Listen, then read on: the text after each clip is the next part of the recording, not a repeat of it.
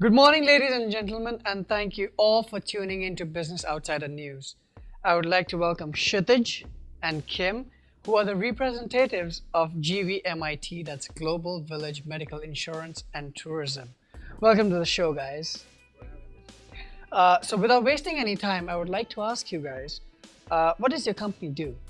Simply, we take patients and people who require procedures or medical care and attention to different parts of the world at a much lower cost. That sounds like medical tourism, doesn't it? And you would think so, but that's the heart and the seed of where we started. But we're doing much more, a much larger holistic approach, where we cover things such as insurance, travel, and medical. We have a travel agency for destinations. We have inspections of those medical facilities and a contractor of medical services. And lastly, we have a whole not-for-profit segment for the donating of medical achievements and advancements all over the world.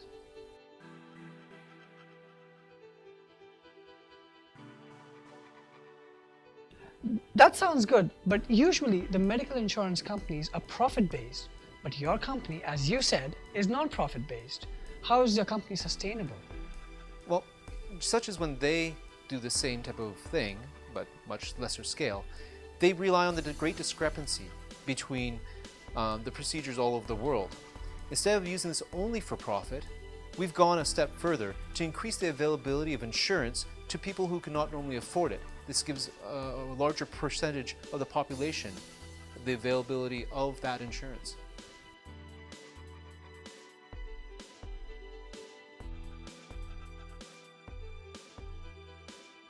Fair enough.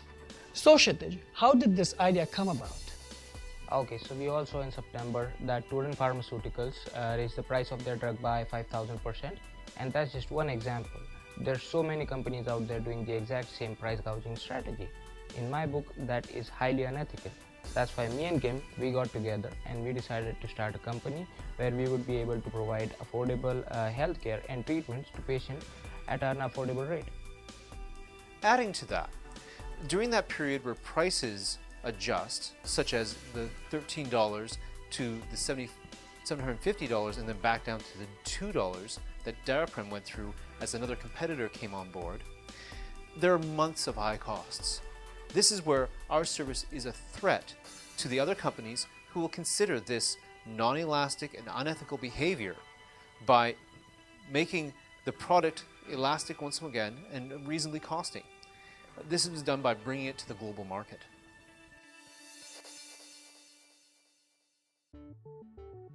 But would these practices put pressure on the host country's healthcare? Okay, so before I answer that question, I would like to point out that we actually use a multitude of factors to determine a country as our healthcare provider, including but not limited to government and private sector investments in healthcare, quality assurances, and international accreditation for their facilities.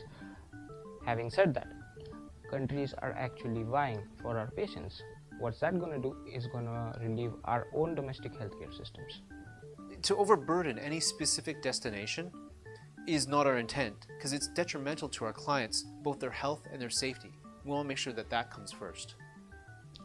So before we started this interview, Kim, you told me that you have a startup budget of around $500,000. How far do you hope to go with this investment?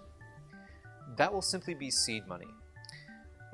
In a report available to the public at this time, we hope to ramp up a much smaller model whereby we can get other people to encourage them to donate or invest for a temporary time for a profit and show the success and grow this to where we need to be. Thank you so much, guys.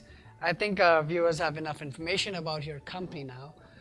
Thank you guys for tuning into our news channel. I hope you have a great week ahead. Thank you so much.